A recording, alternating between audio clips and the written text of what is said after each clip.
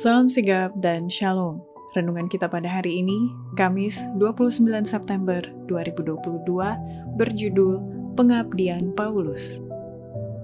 Ayat intinya terdapat di dalam Efesus 6 ayat 19 dan 20. Juga untuk aku, supaya kepadaku, jika aku membuka mulutku, dikaruniakan perkataan yang benar, agar dengan keberanian aku memberitakan rahasia Injil, yang kulayani sebagai utusan yang dipenjarakan.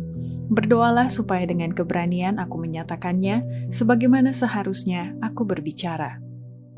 Pena Inspirasi menuliskan yang dimaksud dengan judul renungan kita pagi ini, Pengabdian Paulus, adalah jawaban atas pertanyaan, siapakah yang mau? Agar mau datang menghampiri tahta kasih karunia Allah dan mengalami kasihnya yang tiada bandingnya itu adalah sebagai berikut. Pertama, kita patut meneladani pengabdian Paulus dikarenakan Paulus selalu bersaksi dan memberitakan Yesus di rumah-rumah ibadat dan senantiasa mengumandangkan dengan suara nyaring bahwa Yesus adalah Mesias, Anak Allah, dan telah mati karena dosa-dosa kita. Sesudah ia dibaptiskan, Paulus berbuka puasa dan tinggal dengan murid-murid di Damsyik. Ketika itu juga ia memberitakan Yesus di rumah-rumah ibadat dan mengatakan bahwa Yesus adalah Anak Allah. Dengan beraninya ia menyatakan Yesus dari Nazaret menjadi Mesias yang sudah lama ditunggu-tunggu, yang telah mati karena dosa-dosa kita sesuai dengan kitab suci, telah dikuburkan dan telah dibangkitkan pada hari yang ketiga.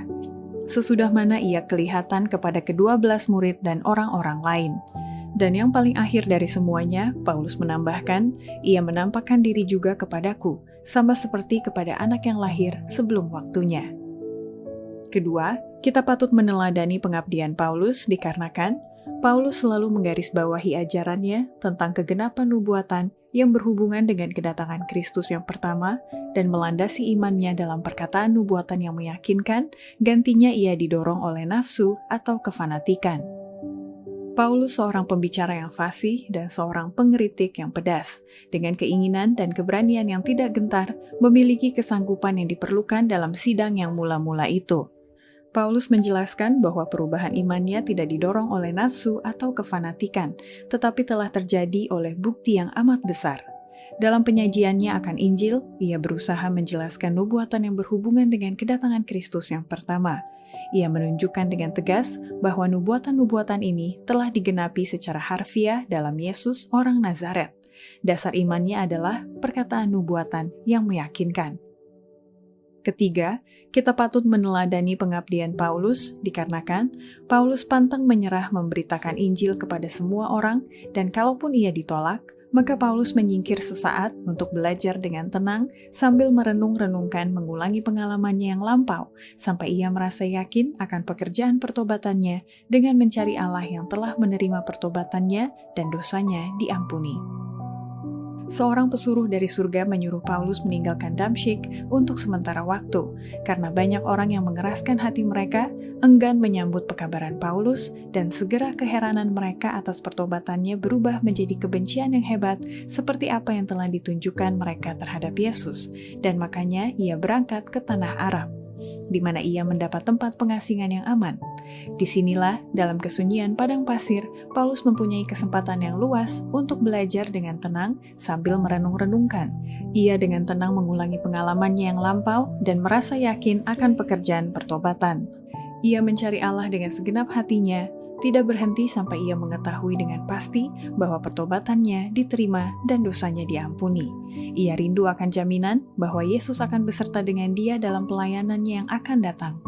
Ia menghampakan jiwanya dari prasangka dan tradisi yang sampai sekarang telah membentuk jiwanya dan menerima petunjuk dari sumber kebenaran. Keempat, kita patut meneladani pengabdian Paulus dikarenakan Paulus selalu memohon sampai ia menerima akal budi dan anugerah yang limpah serta petunjuk dari sumber kebenaran dengan cara menghubungkan pikirannya dengan pikiran Allah yang tidak terbatas melalui pemeliharaan dan pengaruh pada tubuh dan pikiran dan jiwanya yang tidak ada batasnya. Paulus menghampakan jiwanya dari prasangka dan tradisi yang sampai sekarang telah membentuk jiwanya dan menerima petunjuk dari sumber kebenaran. Yesus berhubungan erat dengan dia dan mendirikan dia dalam percaya, mengaruniakan kepadanya akal budi dan anugerah yang limpah. Bila pikiran manusia dihubungkan dengan pikiran Allah, yang terbatas dengan yang tidak terbatas, pengaruh pada tubuh dan pikiran dan jiwa tidak ada batasnya. Demikianlah renungan kita pada hari ini, kiranya Tuhan memberkati kita semua.